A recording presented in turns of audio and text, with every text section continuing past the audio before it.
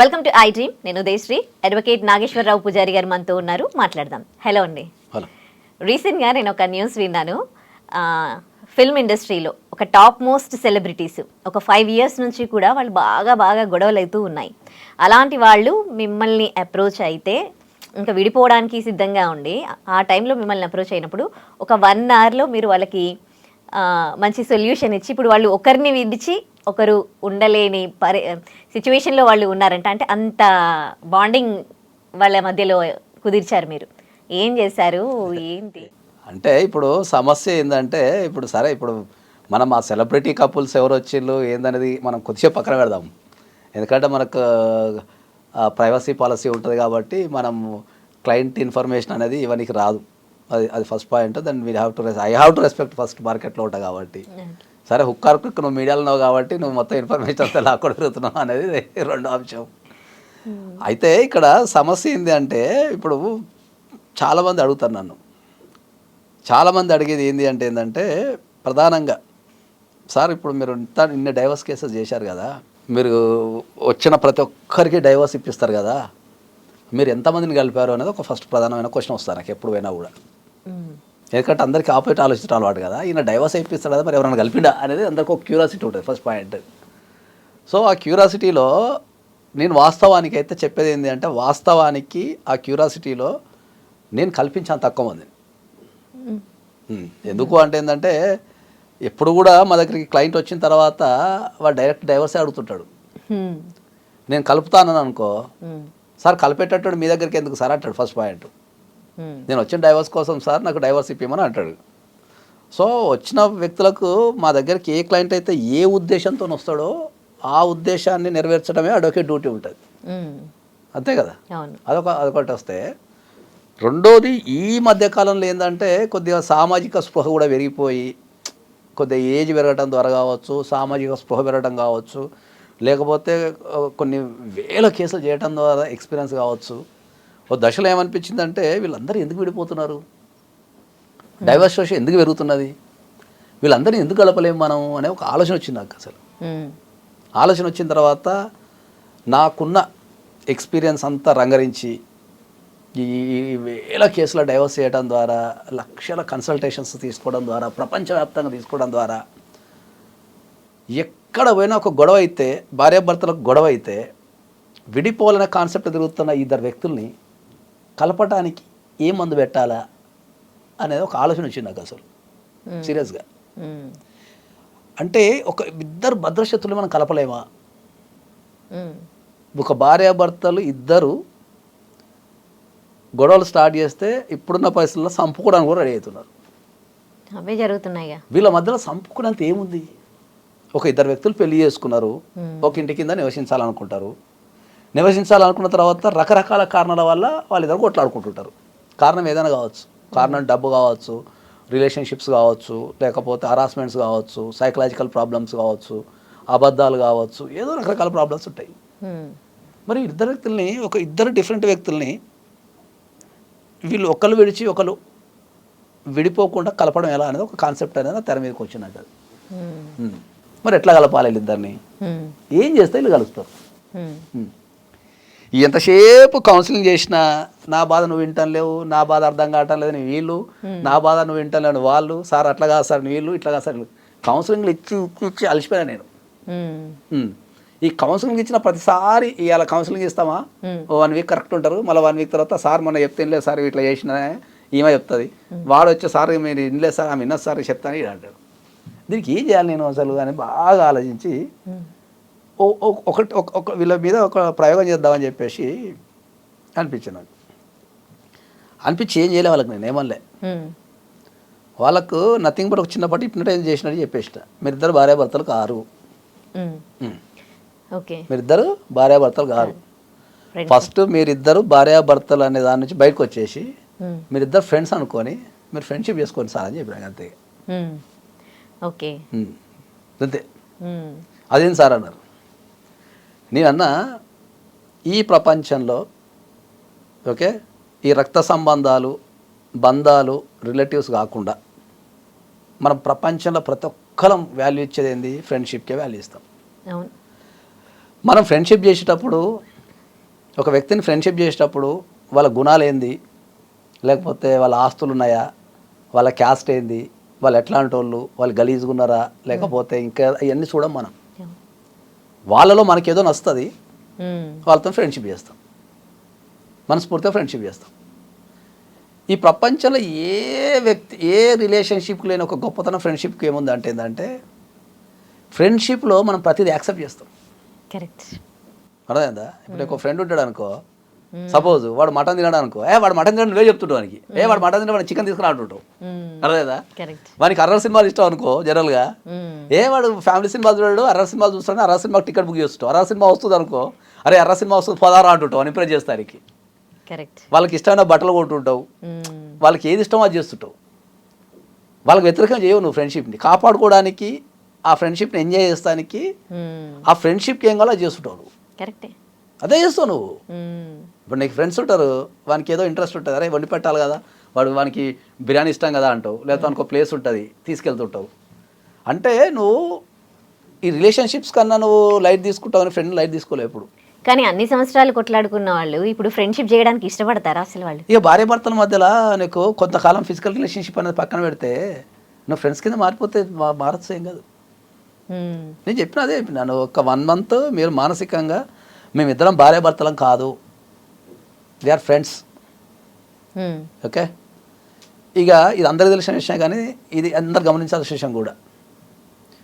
ఈ ప్రపంచంలో మన జీవితంలో ఉన్న సీక్రెట్స్ ఉంటాయి చూడు, అవి ఎవరితో చెప్పుకున్నా చెప్పుకోకున్నా ఫ్రెండ్స్తో షేర్ చేసుకుంటాం. ఇప్పుడు మనం ఒక దొంగతనం చేసినాం అనుకుందాం, ఇంట్లో అమ్మనాన్నతో చెప్పుకోలేము, చుట్టాలతో చెప్పుకోలేము, రిలేటివ్స్తో చెప్పుకోలేము, ఫ్రెండ్ చెప్పుకుంటావు. అరే ఇట్లా కాదురా, నేను మొన్న ఏదో అట్లా అనిపించింది దొంగతనం చేసి రా అంటావు. లేకపోతే నీ మనసులో కోరికలు ఉంటే కూడా ఫ్రెండ్స్తో చెప్పుకుంటావు. అంటే ఈ ప్రపంచంలో నీ సీక్రెట్స్ ఎవరు వినకూడని సీక్రెట్స్ అన్నీ ఎవరితో చెప్పుకుంటావు? ఫ్రెండ్స్తో చెప్పుకుంటావు. Correct, best friends.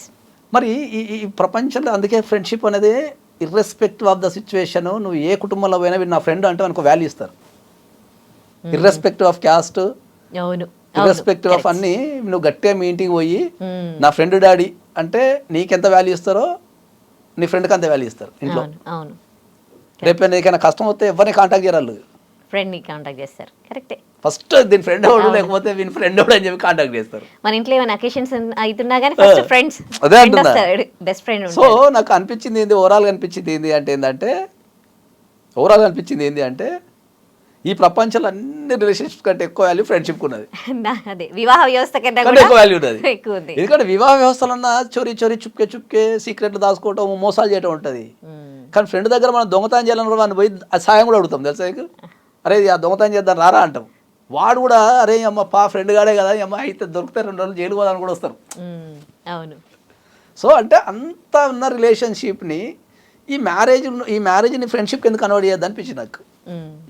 ఇప్పుడు ఈ పెళ్లిళ్ళు చేసుకొని గొడవలు పడుతున్నారు, వాళ్ళకి అయిపోతుంది కదా అంటే నేను మ్యారేజ్ చేసుకో, ఫస్ట్ ఫ్రెండ్షిప్ ఉండు, 1 సంవత్సరం ఫ్రెండ్షిప్ చేయి, తర్వాత పెళ్లి చేసుకున్న తర్వాత 1 సంవత్సరం ఫ్రెండ్షిప్ చేయి, డిఫాల్ట్ ఆటోమేటిక్ ప్రేమ పుడుతుంది. విడిపోరు మీరు. ఇంకా అంటే మీరు చేసిన కేసులో ఇది ఓకే,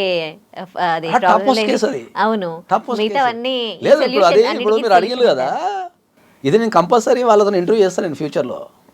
వాళ్ళ 2 సెలబ్రిటీ కపుల్స్ కూర్చోబెట్టి, ఎందుకంటే వాళ్ళకి కౌన్సిలింగ్ చేయడం ద్వారా వాళ్ళిద్దరిని మీరు భార్యాభర్తలు కాదు, మీరు ఫ్రెండ్స్, ఫస్ట్ మీరు ఫ్రెండ్షిప్ చేసుకోండి, భార్యాభర్తల రిలేషన్షిప్ పక్కన పెట్టండి, ఈగోలు పక్కన పెట్టండి, ఆధిపత్యాలు పక్కన పెట్టండి అని చెప్పి వాళ్ళకు 1 నెల రోజులు ట్రైనింగ్ ఇచ్చి వాళ్ళని ఒక ఫ్రెండ్స్ లెక్క మార్చడం ద్వారా వాళ్ళు ఇప్పుడు అన్ని మనసుప్పి మాట్లాడుకుంటున్నారు. అమెరికాలో వాళ్ళ మధ్యలో భేదాభిప్రాయాలు లేవు, వాళ్ళని ఒకరు ఫుడ్ గౌరవించుకుంటున్నారు, వాళ్ళ అభిప్రాయాలు గౌరవించుకుంటున్నారు.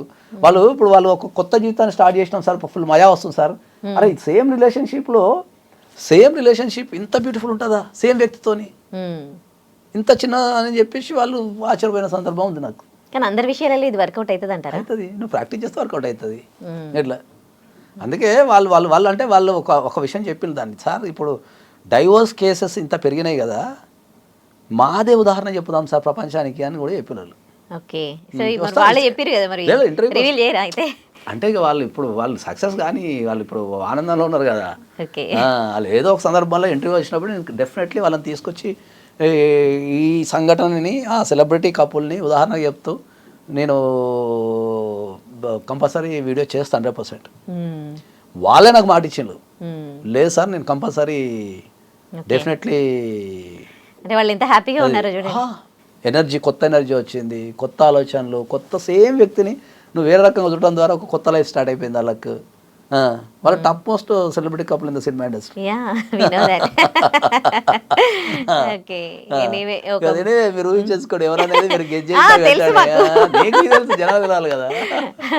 కాబట్టి డెఫినెట్లీ వాళ్ళతోని ఖచ్చితంగా, అంటే వాళ్ళు ఇచ్చిన మాట నేను ఇచ్చింది కాదు, వాళ్ళు ఖచ్చితంగా కూర్చొని ఈ విషయాన్ని ప్రపంచానికి చెప్పాలా సార్, చాలా మంది జీవితాన్ని ఖరాబ్ చేసుకుంటున్నారు మాలాగానే, అంటే ఈ స్ట్రెస్కు ఫీల్ అయిపోయి అర్థం చేసుకోలేకుండా ఒక్క సేమ్ మన పార్ట్నరే మనకు ఫ్రెండ్ అయితే ఎంత బ్యూటిఫుల్ ఉంటుంది. మరి అట్లా అంటే ఫ్రెండ్స్ కూడా క్లోజ్ ఫ్రెండ్స్ గా ఉండి పెళ్లిళ్ళు చేసుకునే వాళ్ళు కూడా ఉంటారు కదా, మరి వాళ్ళు విడిపోతున్నారు. వాళ్ళు అప్పుడే ఏమైందంటే భర్త అని భార్య అనే రూల్లోకి వచ్చేస్తారు. ఇప్పుడు నువ్వు ఖతర్నాక్ క్వశ్చన్ అడిగినావు, ఇది చాలా ఖతర్నాక్ క్వశ్చన్ అడిగినావు. ఈ విషయం మళ్ళీ ఒకసారి చెప్తాను నేను. ఇప్పుడు నాది సక్సెస్ఫుల్ మ్యారేజ్, నేను చాలా సందర్భాల్లో చెప్పిన ఆయన, నాది love marriage, different communities, different language, different culture. Okay, మేము కలిసి 26 years అయింది. ఇప్పటి వరకు మా ఇంట్లో గొడవ లేదని చెప్పిన నేను. ఇప్పటిదాకా గొడవ లేదు. గొడవ అయిద్దామని ఎదురు చూస్తున్నాం. ఎప్పుడన్నా మనం చచ్చిపోయేలోపు ఎప్పుడన్నా ఒకసారి మన ఇద్దరికి పెద్ద గొడవ అవుతుందా అని ఎదురు చూస్తున్నాం. అట్లాంటి కపుల్ చాలా తక్కువ ఉంటారు. ఓకే, ఎందుకు అంటే బిఫోర్ మ్యారేజ్ మీ ఇద్దరు ఫ్రెండ్స్. ఓకే, 5 to 6 years మేము ఫ్రెండ్షిప్లో ఉన్నాం బిఫోర్ మ్యారేజ్. ఓకే, జస్ట్ ఫ్రెండ్షిప్లో ఉన్నాం. First point. పెళ్ళైన తర్వాత కూడా మేమిద్దరం భార్య భర్తలనే సామాజిక స్పృహ లేదు మాకు. ఆ రూల్స్ లోకి రాలే. ఓకే, రాలేదు అంటే ఏంటంటే అదే చెప్తున్నా. ఎందుకు రాలేదంటే ఏంటంటే ఆమె ఇంటి పేరు చేంజ్ చేసుకోలే, ఆమె అలవాట్లు చేంజ్ చేసుకోలే. నేను ఎప్పుడు కూడా ఆమె చేంజ్ చేసుకోమని, ఆమె నన్ను చేంజ్ చేసుకోమని. ఎందుకంటే బిఫోర్ మ్యారేజే మేము 5 years మేము ఫ్రెండ్షిప్లో కలిసినాం కాబట్టి నా అలవాట్లు, నా థింకింగ్ అనేది నాకు అర్థమైంది, ఆమె అలవాట్లు అందుకని ఆమెకు అర్థమైంది. ఇద్దరికి ఎక్స్చేంజ్ అయిపోయినాయి కాబట్టి తర్వాత ఎక్కడ మేము ఒకరినొకరు ఫోర్స్ చేసుకోలే. నువ్వు ఇట్లుండు అట్లుండు అని ఫోర్స్ చేసుకోలే. ఇప్పుడు ఇప్పటిదాకా కూడా ఆమె గౌరవం ఇచ్చి, అంటే అట్లా మా ఆయన అని చెప్పడం కానీ, అందరం కూడా గౌరవం ఇవ్వడం కానీ ఉండదు. ఫ్రెండ్ లెక్కనే మేము కన్వర్సేషన్ ఉంటుంది ఎక్కడున్నా. వైఫ్ అండ్ హస్బెండ్ రోల్ లోకి వస్తే డామినేషన్ వచ్చేస్తుంది. అట్లా రాకుండా ఫ్రెండ్లీగా ఉన్నారు, హ్యాపీగా ఉన్నారు. అంటే ఎక్స్క్యూజ్ చేస్తారు ఏమైనా మిస్టేక్స్ చేసినా, మీరు ఏదైనా ఏమనిపిస్తుంది అంటే అందరూ చేస్తాం కదా అనిపిస్తుంది అంతే. ఫ్రెండ్షిప్ లో ఎక్స్క్యూజ్ చేస్తారు కానీ వైఫ్ అండ్ హస్బెండ్ విషయంలో మాత్రం ఈ డామినేషన్ అనేది ఇంకా ఉంది. అందుకే ఇద్దరిని ఒకరినొకరు అర్థం చేసుకుంటే ఫ్రెండ్షిప్ అయితే వైఫ్ అండ్ హస్బెండ్ అయితే అంటున్నా నేను. ఒక ఇద్దరు వ్యక్తులకి అండర్స్టాండింగ్ చేసుకుంటే అది ఫ్రెండ్షిప్ అయినా, వైఫ్ అండ్ హస్బెండ్ అయినా, ఏదైనా రిలేషన్షిప్ బ్యూటిఫుల్ అంటున్నా నేను. కాకపోతే ఏంటంటే భార్యాభర్తలు అనేది ఒక హోదా అనేది వచ్చేసి ఆ హోదాతోని వీళ్ళకి అర్థం కాదు కాబట్టి వాళ్ళని కిందికి వెళ్ళిపోయి మళ్ళీ ఫ్రెండ్షిప్ చేయమని చెప్తున్నాం మనం. గ్రేట్ సజెషన్ నిజంగానే. లేదు, ఇది వాస్తవంగా ఇది 1000% వర్కౌట్ అవుతుంది లైఫ్లో. నువ్వు ఏ వ్యక్తితోనైనా కలిసి ఉండాలి అనుకుంటే, నువ్వు ఏ వ్యక్తితో అయినా మనస్ఫూర్తిగా కలిసి ఉండాలి అనుకుంటే, నువ్వు ఆ వ్యక్తితోని ఉన్న అన్ని రిలేషన్షిప్ కట్ చేసి ఫ్రెండ్షిప్ అని ఒక రిలేషన్షిప్ చేసి నువ్వు ఫ్రెండ్ కింద వాళ్ళని మార్చేసుకో.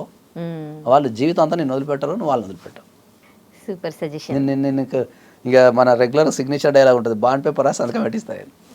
కరెక్టే, మంచి సజెషన్ ఇది. చాలా డామినేషన్ అనేది ఉండదు అక్కడ. సార్ ఇప్పుడు ఫ్రెండ్షిప్ లో ఏదైనా వ్యక్తి కష్టాలు ఉండి అనుకుందాం, సపోజ్ నీ ఫ్రెండ్ కష్టాలు ఉండి అనుకుందాం, హెల్ప్ చేయాలి, వారికి ఏదైనా 10,000 కావాలనుకొచ్చింది అనుకో, ఫ్రెండ్షిప్లో ఏం చేస్తావు, నువ్వే అడుగుతావు, ఈయన ఒక 10,000 ఉన్నాయి పంపేనా అంటావు నువ్వే ఫ్రెండ్షిప్లో.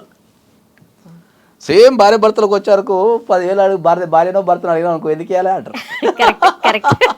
ఏం పనులు లెక్క చెప్పాడరు, లెక్క చెప్పి అసలు ఎందుకు ఇవ్వాలి, నీకు 10,000 నీ జీతం లేదా, నువ్వు సంపాదిస్తున్నావు గడిసెట్టుకో అంటారు. అంటే ఒకటే కన్వర్సేషను. ఫ్రెండ్షిప్ దగ్గరకు వచ్చారికేమో నేను ఇవ్వాలన్నా తీసుకో, తర్వాత పని చేసుకో, తర్వాత ఇస్తా అంటారు, తర్వాత ఇచ్చే అంటారు. భార్యాభర్త దగ్గరకు వచ్చారు, దేనికి ఖర్చు పెడుతున్నావు, ఎందుకు ఇవ్వాలి, 10,000 ఎందుకు, నీ దగ్గర ఉన్నాయి కదా, మొన్న మీ మమ్మీ ఇచ్చిన మనీ ఉంది కదా, లేదా నువ్వు సంపాదించుకుంటున్నావు, అవి ఖర్చు పెట్టుకో అంటారు. The transaction is same, but relationships are different. కాబట్టి ఈ మధ్యకాలంలో నేను కనిపెట్టిన గొప్ప విషయం అని నేను గొప్ప ఫీల్ అవుతున్నాను. నిజంగానే గొప్ప విషయం వర్కౌట్ అవుతుంది అని నేను కూడా అనుకుంటున్నాను. జనాలు గొప్ప ఫీల్ అవుతారా కాదు వాళ్ళ ఇష్టం, కానీ వ్యక్తితో కలిసి ఉండాలంటే మాత్రం ఫ్రెండ్షిప్ చేయండి సరిపోతుంది. అదే ఆల్రెడీ మీరు ఒకటి వర్కౌట్ అయ్యింది కదా, సక్సెస్ఫుల్ అయింది అసలు. ఆ తర్వాత ఇప్పుడు మీరంటే నాకు గుర్తొచ్చింది ఏంటంటే, అదే నా జీవితం కూడా అదే జరిగింది కదా, మీ ఇద్దరు ఫ్రెండ్సే కదా, ఇందాక గొడవలు ఎందుకు కాలే అంటే ఫ్రెండ్స్ కదా, మేము భార్య భర్తల కింద ఇక్కడ బిహేవ్ చేయము, తొందరలో ఫంక్షన్కి పోయినా బిహేవ్ చేయము, చుట్టాలతో కలిసిన బిహేవ్ చేయము, నో రిస్ట్రిక్షన్స్. ఇప్పుడు మా ఇంట్లో ఉంటే ఇప్పుడు ఈ రాగానే దండలు పెట్టడాలో నిలబట్టాలో లేకపోతే మా అమ్మ రాగానే అట్లా ఏమి ఉండదు. జస్ట్ ఒక ఫ్రెండ్ ఇంటికి వస్తే ఎట్లా బిహేవ్ చేస్తామో మా ఇంట్లో ఆ బిహేవియర్ ఉంటుంది. ఈవెన్ మా పిల్లలతో కూడా అట్నే ఉంటుంది. No formalities, nothing. ఎంత అంటే నీకు అతిపెద్ద జోక్ ఇది ప్రపంచంలో. అసలు ఎవ్వడు ఈ ప్రపంచంలో నాతో సహా ఎవరు నమ్మని జోక్ ఏంటంటే, నా పెళ్ళి అయిపోయింది, మా ఇద్దరికి పెళ్ళైంది, పెళ్ళైన తర్వాత కార్ వేసుకొని వాళ్ళ ఇంటికి పోవాలి, కార్ వేసుకొని ఇంటికి పోయి అన్నీ ఉండిపోయాను నేను, వాళ్ళ ఇంట్లో ఉండిపోయాను నేను. కార్ వేసుకొని అక్కడ వాళ్ళ ఇంటికి పోయాను కదా, వాళ్ళ ఇంట్లో ఉండిపోయాను నేను. నాకు ఇంత స్పృహ కూడా లేదు, నేను ఇల్లరికం పోయిన స్పృహ కూడా నాకు లేదు.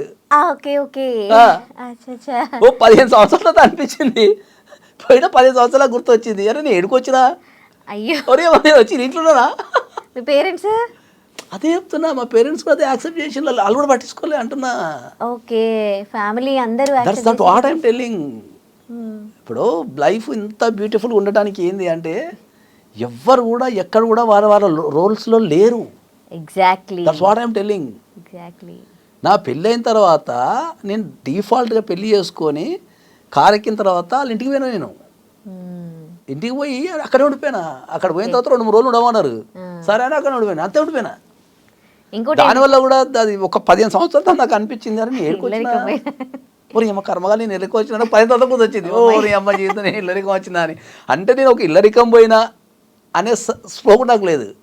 అంటే ఇందులో పట్టించుకోలే. ఇంకో బ్యూటీ ఏంటంటే మీరిద్దరే కాదు, మీ చుట్టూ ఉన్న మీ ఫ్యామిలీ మెంబర్స్, వాళ్ళు కూడా వాళ్ళ ఫ్యామిలీ మెంబర్స్, మా అమ్మ నాన్నలు కూడా ఎప్పుడు కూడా అసలు అరే నువ్వు పోయి వాళ్ళ ఇంట్లో ఎందుకుంటున్నారు ఎప్పుడు అడగల క్వశ్చన్. వాళ్ళు ఏమనుకున్నారు అంటే వాడు అక్కడనే మంచి కంఫర్ట్ అయినట్టుందిలే ఉండని ఏడుంటుందని వాళ్ళు ఫీల్ అయిపోయారు. అంతే తప్ప నువ్వు వాళ్ళ ఇంట్లో ఎందుకున్నావు, వాళ్ళ ఇంట్లో ఎందుకున్నావు, నువ్వు మన ఇంటికి రావాలి కదా, మన ఇంట్లో ఉండాలని వాళ్ళు కూడా అడగలేను. ఇది ఇంకా అతిపెద్ద అడ్వాంటేజ్ తెలుసు ఇల్లరికం పోతే, అసలు భార్యతో గొడవలే ఉండవు. ఎందుకంటే పుట్టింట్లో దించుడు, పండక్కు పోతా, పబ్బానికి పోతా, షాపింగ్ పోతా, మా అమ్మతో మాట్లాడదే ఉండదు.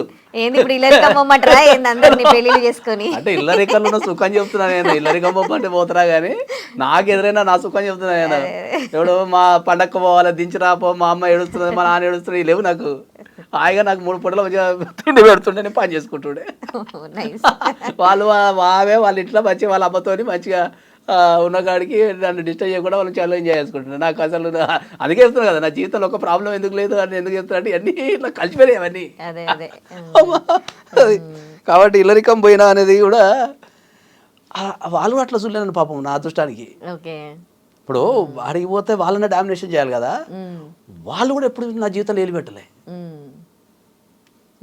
అస్సలు వాళ్ళు నా జీవితంలో వాళ్ళ ఇంట్లో ఉన్నా కదా ఏ రోజు ఏలిపెట్టలే. నేను ఏం చేసినా వెళ్ళిపెట్టలే. వాళ్ళ డ్యూటీ ఏముంటుండే, మంచిగా 3 పూటల మంచిగా వండి పెడుతుండే, కథం నుండి షై అయిపోతుండే నా లైఫ్లో. ఇక్కడ వైఫ్ అండ్ హస్బెండ్ ఇద్దరే ఫ్రెండ్లీగా కాదు, అందరూ ఫ్రెండ్లీగా ఉంటేనే బాగుంటుందేమో. అందరూ ఓవర్ ఇంటర్ఫియర్, అదే చెప్తున్నా, ఇప్పుడు ఓవర్ ఇంటర్ఫియర్ అయిపోవడం ద్వారా ఇవన్నీ సమస్యలు వస్తాయి. కరెక్ట్. అందుకే నా జీవితంలో ఉన్న చాలా మంది ఏం చెప్తారు తెలుసా, అందరు రాతలు బాగుంటారు రాస్తారు రాబోయి, నీ రాత నువ్వే రాస్తున్నావు అంటారు. ఇక్కడ జీవితంలో ఇక్కడ కాన్ఫ్లిక్ట్ రావడం లేదు, సమస్య కుటుంబ సభ్యుల నుంచి కానీ ఎక్కడ సమస్యలు రావడం లేవు. ఇప్పుడు పోయి నేను ఒక 15 సంవత్సరాలు నేను ఇల్లరికం పోయినా అంటే ఎక్కడో దగ్గర అవమానం జరగాలి కదా, ఎక్కడో దగ్గర ఇంటర్ఫిరెన్స్ ఉండాలి. నువ్వు ఏం చేస్తున్నావు, ఎందుకు నా ఇంట్లో ఉన్నావు అని అలా అడగలే పాపం, వాళ్ళు కూడా అడగలే.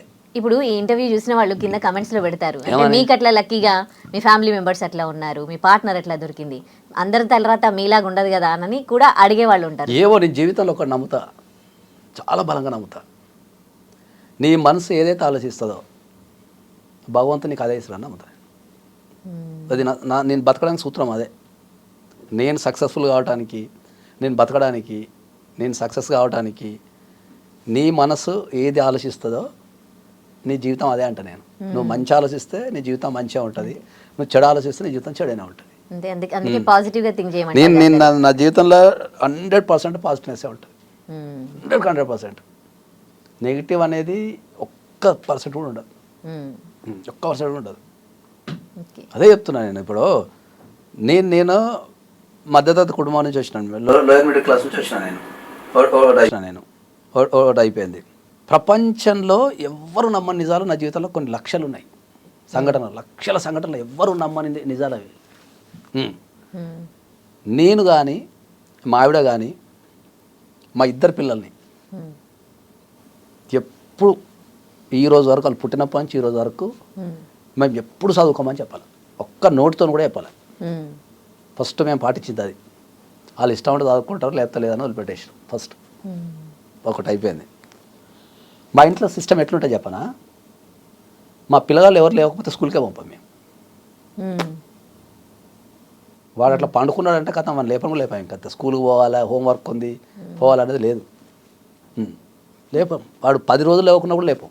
చూసే వాళ్ళందరికీ విచిత్రంగా ఉంటుంది. అదే చెప్తున్నా, అది 10 రోజులు లేవాలన్నా కూడా లేపం మేము.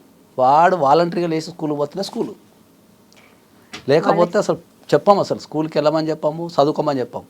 ఇంకా ఉల్టా వాళ్ళు చదువుకుంటుంటే పుస్తకాలు గుంజుకుంటాం మేము, పక్కన పడేసాయి వేరే మంచిగా సినిమా చూడిపో, లేకపోతే అది వాడుకోపో అంటాం మేము. మేము ఇట్లా చెప్తాం కదా. మా పెద్ద అబ్బాయి అత్యంత నార్మల్ స్కూల్ చదువుకున్నాడు, మా ఇంటి పక్కన ఉంటుంది స్కూల్. మేము స్కూల్ కూడా ఇంటి పక్కనే ఉన్న స్కూల్కి పంపించినాం. ఎందుకు అంటే ఏంటంటే, నాకు వీడు స్కూల్కి ట్రావెలింగ్ చేయడం నాకు భయం అవుతుంది. వీడు బస్సులు ఎక్కి దిగి వాళ్ళు స్కూల్కి పోయే టైంకి నేను అత్యంత నార్మల్ వ్యక్తినే. ఓకే, వీడిని బస్ ఎక్కి దించి ఆ బాక్స్లు ఎక్కడ అందియాలో, పొద్దున బాక్స్ కడితే మధ్యాహ్నం చల్లారిపోతుంది అని చెప్పేసి, ఎందుకు అని చెప్పేసి మేము ఏం చేసినాం, మా ఇంటి పక్కన స్కూల్లో చదివించినాం. మా ఇంటి కాంచి స్కూల్కి 3 నిమిషాలు ఉంటుంది అంతే. ఫీజు కూడా చాలా తక్కువ, లోయెస్ట్ ఫీజు. ఇప్పుడు ఇయర్లీ 30,000 ఏమో ఉన్నది. నా ఫ్రెండ్స్ అందరూ, నా సర్కిల్ అంతా ఢిల్లీ పబ్లిక్ స్కూలు, పెద్ద పెద్ద స్కూళ్ళల్లో నెలకు సంవత్సరానికి 5 లక్షలు 10 లక్షలు కట్టుకోసం అవుతుండే. నన్ను అందరూ ఇండైరెక్ట్గా వెటకారం చేస్తుండే. బాబుని ఇక్కడ స్టేట్ సిలబస్ చదువుతున్నాడు, బాబుని గాడి వేసినావు, 30 స్కూల్ వేసినావు, అదే పనికిరాని స్కూలు. మేము చూడు మా అబ్బాయిలని మేము ఢిల్లీ పబ్లిక్ స్కూల్లో చదివిస్తున్నాం, లేకపోతే ఇంటర్నేషనల్ స్కూల్లో చదివిస్తాం, మాది ICSE సిలబస్, మాది CBSE సిలబస్ అంటుండే. నేను నా ఊరుకుంటుండే అంతే. మా వాడికి ఎక్కడ కూడా మేము కోచింగ్ ఇప్పేయటం కానీ, చదువుకోమని చెప్పటం కానీ ఏం చేయలేదు. వాడు స్వహతాగా చదువుకొని వరంగల్ NITలో సీట్ కొట్టాడు. Super, serious. నాకు వరంగల్ NITలో సీటు కొట్టేంత వరకు కూడా అసలు NIT అంటే ఎందుకు నాకు నిజంగా తెలియదు. ఇంత పెద్ద చదువుకున్న చదువుకి NIT ITలో కూర్చున్నా తెలియదు, ఏదో పేపర్లో యాడ్ చూస్తుంటే అనుకున్నా. ఆడు చెప్పిన తర్వాత నాకు అర్థమైంది, ఓహో NIT అనేది ఒక కష్టమైన జాబే. రాష్ట్రంలో ఇంతమంది స్టూడెంట్స్ ఉంటే NIT ITలో సీట్ రావడానికి ఇంతమంది కళ్ళు ఉంటుంది, దానికి ఏదో కష్టపడతారు. వీడేంది ఇంత అవలాలుగా ఇంట్లో కూర్చొని కొట్టేసాడు. పిల్లలకు కూడా ఎక్కడ ప్రెషర్ ఇవ్వాలి, అస్సలు మేము ఇప్పటికి కూడా, నేను మా ఆవిడ NITలో చదువుకుంటుంటే కూడా మేము పుస్తకాలు గుంజుకుంటుంటాం. NITలో చదువుతుంటే కూడా, వాడే డాడీ ఎగ్జామ్స్ అనేది చదువుతుంటే కూడా పుస్తకాలు చదువుతుంటాం. పుస్తకాలు ఇట్లా తీసి పడేస్తుంటాం మేము. అతి బలవంతంగా వాళ్ళని హాలిడేస్ తీసుకుపోతాయి. మన USAకి మన సంక్రాంతికి నువ్వు ఉండొద్దు అని చెప్పేసి మొత్తం ఒక 7 డేస్కే, ఓన్లీ 7 డేస్కి అమెరికా వచ్చినాం. ఇంకా లేదా పోదాందా తిరుగుదాంతా అని చెప్పి తీసుకొని వచ్చేసినాం. అట్లా ఇవన్నీ ఎవరు నమ్మడు. ఎవడని చెప్తే అలా చదువుకోవద్దన్నావంట అంటే, వాళ్ళు లేకపోతే స్కూల్ పంపేవాలంటే మేము పంపించాము. అది మాకు ఊహ తెలిసి మా పిల్లల బర్త్డే ఇప్పటిదాకా చేయలేము మేము. చేయలేదు, అలా అలవాటు చేయలేదు. ఏదో బర్త్డే అంటే స్పెషల్ ఎందుకు అని అలవాటు చేయలేదు ఎప్పుడు మేము. ఇట్లా బర్త్డే అని అసలు ఇట్లా బర్త్డే చేయాలనే ఊహ కూడా నాకు తెలియదు. ప్రతి ఒక్కరు ఫస్ట్ బర్త్డే గ్రాండ్గా చేస్తారట. అవును, ఫస్ట్ పుట్టిన కొడుకో బిడ్డకో ఫస్ట్ బర్త్డే ఇంట్లో ఉంటే చాలా గ్రాండ్గా పెద్ద, అసలు ఎప్పుడు బర్త్డే కూడా చేయలేదు ఇప్పటిదాకా. ఇప్పుడు కూడా చేస్తలేరా? అతి పెద్ద జీవితంలో జోక్ ఏంటంటే మేము ఇప్పటిదాకా మ్యారేజ్ డే జరుపుకోలేదు. అవునా? ఇవన్నీ ఇంకా జోక్ ఏంటంటే, అదే చెప్తున్నా కదా నేను, కొన్ని లక్షలు చెప్తా అట్లా. ఇంకా జోక్ ఏంటంటే, నేను మొన్న మా ఇద్దరం కుటుంబం అంతా కలిసి ఉన్నాము. జనవరి 18th మా మ్యారేజ్ డే. మేము ఫ్లైట్లో ఉన్నాం, మాకు తెలం కూడా తెలియదు, నాకు గుర్తు లేదు. దిగిన తెల్లారి 19th రోజు నాకు గూగుల్లో పాపప్ వచ్చింది, ఆ, నీ ఫోటోలు అని చెప్పేసి నీ మ్యారేజ్ డే తెలుసా అని వచ్చేది. అరే అంటే నాకు గుర్తులేదు మా మ్యారేజ్ డే అని. మేము ట్రావెలింగ్ చేసుకుంటున్నాం ఫర్ ఎంటైర్ డే అంతా మేము were in the flight. Even we never wish each other. నాకైతే అంటే ఆమెకి గుర్తుందేమో, ఆమె గుర్తుండి ఉంటుంది కానీ ఆమె విష్ చేయదు. ఎందుకంటే నేను అది పట్టించుకోను కాబట్టి ఎట్లా చెప్పేందుకు లేదు బొక్క, ఏదో టైం బొక్క అని ఆమె ఫీల్ అయి ఉంటుంది. నాకు నిజం గుర్తులేదు. ఓకే, తెల్లాలనిపించింది అరే నిన్న మా మ్యారేజ్ డే కదా రే చట్ అనిపించింది. ఒక నిమిషం అది చాపోయి మాకు అలవాటే కదా అని చెప్పి మళ్ళీ పళ్ళు పడిపోయినాం. అంటే special day special that's what I'm telling. మా ఇంట్లో పండగలు కూడా ఉండవు, పండగలు కూడా ఉండవు ఇంట్లో. ఆమె మావిడ అంటే కొద్దిగా ట్రెడిషనల్ కాబట్టి ఆమె చిన్నగా పండగలు అవి చేసుకుంటుంది కానీ నాకైతే పండగలు కూడా ఉండవు. నాకు అన్ని రోజులు ఒకటి తిరుగుంటాయి. సండే ఒకటి తిరుగుంటుంది, పండగ రోజు కూడా ఒకటి తిరుగుంటుంది. నేను ఏం చెప్తా అంటే ఏంటంటే ఏ రోజు డబ్బులు ఉంటే ఆ రోజు పండగ అంటే నేను అంతే. ఏది స్పెషల్స్ ఉండవు, ఏ గొడవలు కూడా ఉండవు, గొడవలు ఉండవు, పండగలు ఉండవు, ఏముండవు. ఎవరికి నచ్చినప్పుడు అప్పుడు షాపింగ్ చేసేసుకుంటాం, ఎవరికి నచ్చినట్టు చేసేసుకుంటూ వెళ్ళిపోతుంటాం, ఒకరికొకరు గౌరవించుకుంటూ పోతుంటాం. ఈవెన్ మా పిల్లలకు కూడా మేము మాట్లాడాలంటే పర్మిషన్ తీసుకుంటాం వాళ్ళ మూడు చూసి. ఇప్పటికి మా చిన్న పిల్లలు అయినా కూడా సరే you will take permission from them. మీరు ఫ్రీ ఉన్నారా మాట్లాడచ్చు అని అడుగుతాను నేను ఇప్పటికి. అలాంటి యూఎస్ కల్చర్ అంటారేమో మీరు ఇప్పుడు ఇట్లా మాట్లాడితే. యూఎస్ కల్చర్ అనేది ఏం లేదు కానీ వాళ్ళ మూడు చూసి మాట్లాడాలి కదా. వాళ్ళు ఏదో మూడు ఉన్నప్పుడు మనం అడిగితే రాంగ్ ఆన్సర్ వస్తుంది అనే ఉద్దేశంతో then we will take a permission అంతే. యూఎస్ కల్చర్ ఏం లేదు దాంట్లో. ఇప్పుడు నేనున్నా అనుకో, నేను మ్యాక్సిమం ఎవరికి డైరెక్ట్ కాల్ చేయను నా లైఫ్లో అసలు ఫస్ట్ నేను డైరెక్ట్ ఎవరికి కాల్ చేయను. నేను ఎవరికైనా టెక్స్ట్ మెసేజ్ పెడతాను. నేను 90% నా ఫోన్ యూసేజ్లో 90% నేను టెక్స్ట్ మెసేజ్ పెడతా. అన్లెస్ అంటే ఏదైనా మూడ్లు ఉండో ఎక్కడ ఉంటారో పక్కన ఏదో మాట్లాడాలనిపించినప్పుడు తప్ప నేను అసలు కాలే ఎవరికి. 90% టెక్స్ట్ మెసేజ్లో ఉంటాను లైఫ్. ఎవరికన్నా సాధ్యమైనంత వరకు ఎవరికన్నా కాల్ చేయాలన్నా కూడా మ్యాక్సిమం 90% నేను పర్మిషన్ తీసుకుంటా. కాల్ చేయొచ్చా అని ఒక SMS కొట్టి పర్మిషన్ తీసుకొని చేస్తాను జనరల్గా. యువతల పర్సన్ ఎట్లా ఉన్నాడు అదే అంటున్నా. ఇప్పుడు ఫోన్ అనేది ఎందుకు ఇచ్చిండ్రు మనకు? ఒక వ్యక్తితో కమ్యూనికేట్ చేయడానికి ఇచ్చిండ్రు. ఓకే, ఇప్పుడున్న జనరేషన్లో నువ్వు ఫోన్ చేసడానికి నేను తింటుండొచ్చు, పడుకొని ఉండొచ్చు, ఏదో సినిమా చూస్తుండొచ్చు, చదువుతూ ఉండొచ్చు, ఎవరితోనో కన్వర్సేషన్ ఉండొచ్చు. నువ్వు దానికి ఫోన్ తీసి వాడు మాట్లాడే మూడు లేనప్పుడు రప్ప రప్ప రప్ప రప్ప కొట్టడం వల్ల కలిగే లాభం ఏముంది అంట నేను. నువ్వు చెప్పాలనుకున్న విషయాన్ని ఒక టెక్స్ట్ మెసేజ్లో పెట్టేస్తే ఖతం అయిపోద్ది కదా అంట నేను. రికార్డు కూడా పాడై ఉంటుంది కదా నీకు SMS పెడితే. నువ్వు ఫోన్ చేస్తావు, నేను చూడలేదు, ఇలా కాల్స్ వస్తాయి అంట నేను. ఎందుకు అంట నేను దానికి ఫోన్ చేయడం వల్ల ఉపయోగమే ఉంది అంట నేను. కరెక్ట్. ఇప్పుడు వాడు వేడో ఉంటాడు, వాడు ఇంట్లో ఇప్పుడు నేను ఎక్కడో ఉంటా, నేను చెప్తున్నా కదా, ఎక్కడో ఉంటాం, కోర్టులో ఉంటాం, మనకి ఎట్లా తెలుస్తుంది? పోలీస్ స్టేషన్లో ఉంటా, ఇప్పుడు ఇంటర్వ్యూలు ఉంటా, ఫోన్ చేస్తే ఎట్లా ఎత్తుతాను నేను? మినిమం కర్టసీ ముందు ఇప్పుడు ½ an hour నుంచి ఇంటర్వ్యూలో ఉన్నాము, ఎట్లా తెలుస్తుంది దానికి ఫోన్ ఎత్తకపోతే? నేను ఇంటర్వ్యూలో ఎట్లా తెలుస్తుంది? వాడు అవతల కూర్చొని ఫోన్ ఎత్తాడు ఎడినా కొడుకు అని తిట్టుకుంటాడు. కానీ మనకు అనిపించాలి కదా, రేపు నేను ఫోన్ చేసినప్పుడు ఎత్తలేదంటే ఎక్కడ ఉన్నాడో అని చెప్పేసి ఒక టెక్స్ట్ పెట్టమని చెప్తాను నేను. నువ్వు టెక్స్ట్ పెట్టావు అనుకో, ఫస్ట్ నీ దగ్గర ఒక రికార్డ్ వాడు ఉంటుంది, నువ్వు ఎందుకు కాల్ చేస్తున్నావు నాకు అర్థమవుతుంది. ఓకే, నీ ఫోన్ ఎత్తడం వల్ల ఒక టాపిక్ మాట్లాడవు, ఇంకో టాపిక్ మాట్లాడదు, ఎడికి వెళ్ళిపోతుంది, టాపిక్ డైవర్షన్ అయిపోతుంది. నేను ఏదైనా ఏమంటా అంటే ఏంటంటే ఏ పని చేయాలన్నా మూడు ఉంది, పని చేసినావు అనుకో రిజల్ట్ బెటర్గా వస్తుంది చేసిన 10 నిమిషాలైనా. కరెక్ట్. నువ్వు మూడు లేకుండా చేస్తే అది రిజల్ట్ ఎట్టే వెళ్ళిపోతుంది. ఒక వ్యక్తితో మనం మాట్లాడాలన్నా కూడా మూడు ఉన్నావు అనుకో మంచిగా మాట్లాడతాం. మూడు లేకపోతే బలవంతం కొంచెం చిరాకు పడతాం. ఇవన్నీ మనం సామాజికంగా నేర్చుకోవాలంట నేను. భారతదేశంలో అతి గొప్ప విషయం ఏంటి అంటే మనం మన కోసం బతకం, పక్కడేమనుకుంటాడు సొసైటీ. కరెక్ట్. ఎంతసేపు సొసైటీ గురించి సొసైటీ కోసం బతుకుతాం మనం. కరెక్ట్. నీకేం నచ్చింది, నీకు నచ్చింది చెయ్యి, నీకు నచ్చింది చేసే క్రమంలో ఎదుటానికి ఇబ్బంది కలగకుండా చేయని చెప్తా అంతే నేను. నీకు నచ్చినట్టు బతుకు, కానీ నీకు బతికే క్రమంలో ఎదుటానికి ఇబ్బంది కలగకు, వానికి అన్యాయం చేయకు అంతే. కరెక్ట్. వానికి నువ్వు సహాయం చేయకుండా పర్లే, వానికి ఇబ్బంది పెట్టకు, అన్యాయం చేయకు. ఇది సూత్రం. మనం ఎప్పుడు పక్కింటోని చూసుకునే బతుకుతాం మనం. పక్కింటో చూసుకొని బతుకుతాం మనం 90%. మనకు సివిల్ కల్చర్ నేర్పాలి పిల్లలకి. సివిల్ కల్చర్ నేర్పితే దేశము ట్రెమెండస్ చేంజ్ వస్తుంది. అంటే ఎట్లా సివిల్ కల్చర్ అంటే? అదే చెప్తున్నా. ఇప్పుడు రెగ్యులర్గా నేను ఎవ్రీ మంత్ నేను ఒక ఫారిన్ కంట్రీ పోతా.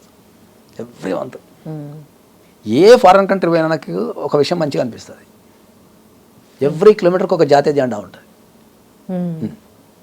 నువ్వు అమెరికా పో, అమెరికా మొత్తం జెండాలు ఉంటాయి.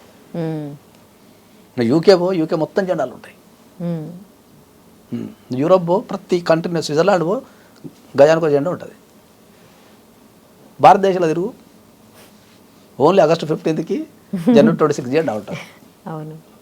దేశభక్తి ఫస్ట్ ఒక మనిషికి ఉండాల్సింది, అన్నిటికంటే ముఖ్యం దేశభక్తి ఫస్ట్ మనిషి జీవితానికి. ఎందుకు అంటే ఈ మనిషి జీవితంలో రేపు ఏదైనా కష్టం వస్తే, దేశానికి ఏమైనా కష్టం వస్తే, ప్రపంచంలో ప్రతి ఒక్కరూ పెళ్ళాన్ని వదిలిపెట్టి, పిల్లల్ని వదిలిపెట్టి, ఆస్తులను వదిలిపెట్టి దేశం కోసం ఫైట్ చేస్తారు కష్టం వచ్చినప్పుడు. అది ఏ దేశంలో అయినా ఉంటుంది అది. కానీ వాళ్ళు కష్టం వచ్చినప్పుడే కాకుండా దాని మీద ప్రేమను కూడా పెంచాలంట నేను. ఎందుకు అంటే ఒక చిన్న లాజిక్, మన జీవితంలో ఇవన్నీ చెప్పాల్సిన మనకు తరుణం వచ్చిన వాడు చెప్తున్నాను. ఎందుకంటే ఇది అందరు సుత్తి అనుకోవచ్చు, కానీ ఇది వాస్తవం. ఇది ఇప్పుడు నేను ఉన్నాను అనుకో, నా బాడీ అంటే నాకు ఇష్టం అనుకుందాం. సపోజ్ నా బాడీని నేను అత్యక మంచిగా ప్రేమించిన అనుకుందాం. నా బాడీని నేను మంచిగా ప్రేమించినప్పుడు ఏం చేస్తా? కేర్ తీసుకుంటాము. ఫుడ్ ఏం తినాలా, ఎక్సర్సైజ్ చేయాలా, ఆరోగ్యం మంచిగా చూసుకోవాలా, వాటర్ తాగాలా, అందంగా బట్టలు వేసుకోవాలా, మంచి మంచి బట్టలు వేసుకోవాలా, మంచి మంచి అన్ని రాసుకోవాలా, పూసుకోవాలని తిరుగుతుంటాం. అంటే ఓ బాడీని కేర్ తీసుకుంటాం. నీ బాడీ నువ్వు కేర్ తీసుకున్నప్పుడు నువ్వు ఎంత అందంగా ఉండి, ఎంత స్మార్ట్గా ఉండి, ఎంత ఆరోగ్యంగా ఉంటే ఎదుటోడు నిన్ను చూసి అరే అబ్బా భలే ఉన్నాడే, అరే భలే అందంగా ఉన్నాడే, భలే మెయింటైన్ చేస్తున్నాడు అని నీ గురించి మాట్లాడతారు. అంతే కదా? అట్లనే నీ దేశాన్ని కనుక నువ్వు అట్నే ప్రేమించినావు అనుకో, చెత్త ఎక్కడ పడితే అక్కడ వేస్తావా? మనోళ్ళు ఇంట్లో కూర్చొని, ఈ అపార్ట్మెంట్లో కూర్చొని కిటికీల నుంచి చెత్త పడేస్తుంటారు. ఇక అది వీని దేశం కాదు, అది వీడు ఉండే ప్లేస్ కాదు, వాని ఇల్లే వాడు ఉండే ప్లేస్ అంతే.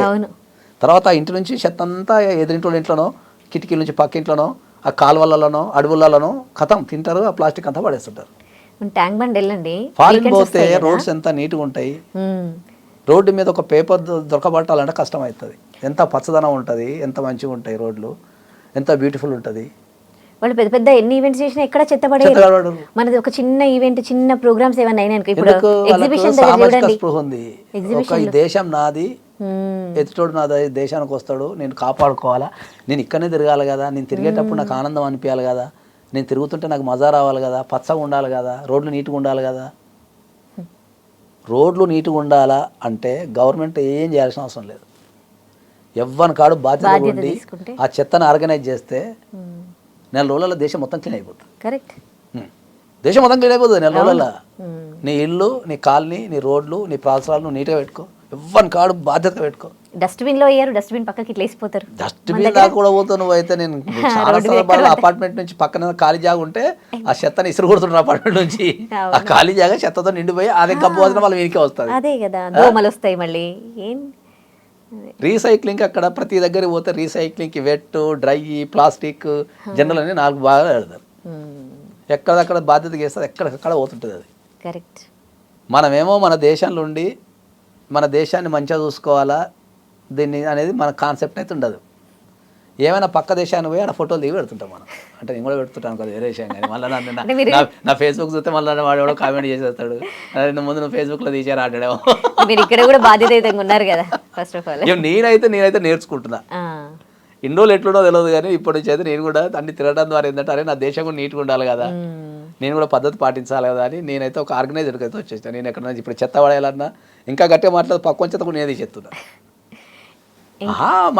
మనం ఏదో ఫారిన్ కంట్రీస్కి పోయి ఫారిన్ గొప్పగా ఉందని చూసుకోవటం కాదు, నీ దేశాన్ని నువ్వు ఫారిన్ కింద చేసుకోరాడు అంటున్నా నేను. కరెక్ట్. డాగ్స్ ని పెంచుకుంటారు ఫారిన్ కల్చర్, కానీ పూప్స్ తీయరు అసలు ఇక్కడ కదా. నీకు చెట్లు నరికేస్తారు. ఓకే, సమాజంలో పిల్లలకు కూర్చోబెట్టి మనం సమాజంలో బిహేవియర్ ఎట్లా ఉండాలా అనేది ఒక క్యూ ఉంటుంది, క్యూలో పాటించరు. ఒకరి మీద పడుతుంటారు, దోసుకుంటుంటారు. తినే దగ్గర, రెస్టారెంట్లల్లో రోడ్ రూల్స్ పాటించరు. ఇప్పుడు మొత్తం ఇప్పుడు ఇది ఒక నీకు ట్రోలింగ్ కంటెంట్ ఇస్తే ఇప్పుడు నాకు ఇక జనాలతో దొబ్బులు తినే కార్యక్రమం ఒకటి ఇస్తాను నేను నీకు.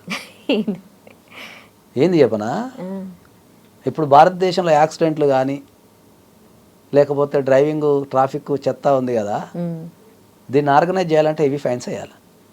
వానికి ఇది తప్పాలి అంటే, మ్మ్. ఇది ఒక రూల్ తప్పాలి అంటే నా జీవితం ఖరాబ్ అయిద్దనే ఫీలింగ్ వచ్చేటట్టు వేయాలి. మ్మ్. వేసినాం అనుకో వాడు ప్రపంచం బద్దలైనా కూడా రూల్ తప్పాడు. మ్మ్. ఇప్పుడు అమెరికాలో డ్రైవింగ్ చేస్తున్నా, మొన్న నేను అమెరికాలో డ్రైవింగ్ చేసిన, నీకు నచ్చినా నచ్చకున్నా స్టాప్ అని ఒక రెడ్ బోర్డు ఉంటుంది. అవును. ఎవ్వరు లేకున్నా సరే నువ్వు ఆగాల, మ్మ్.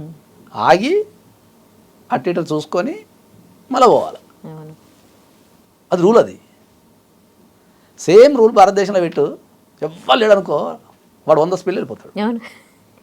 వాడిని పిలిచి, ఇండియాలో వాడిని పిలిచి, అరే నీకు రూల్ పెట్టినాం కదరా, ఇక్కడ రెడ్ స్టాప్ అని ఒక రెడ్ బోర్డు పెట్టినప్పుడు నువ్వు ఆగి 4 రోడ్లు ఉన్నప్పుడు ఆగి 1 నిమిషం ఆగాల, బండి కంప్లీట్ ఆగాల, మ్మ్.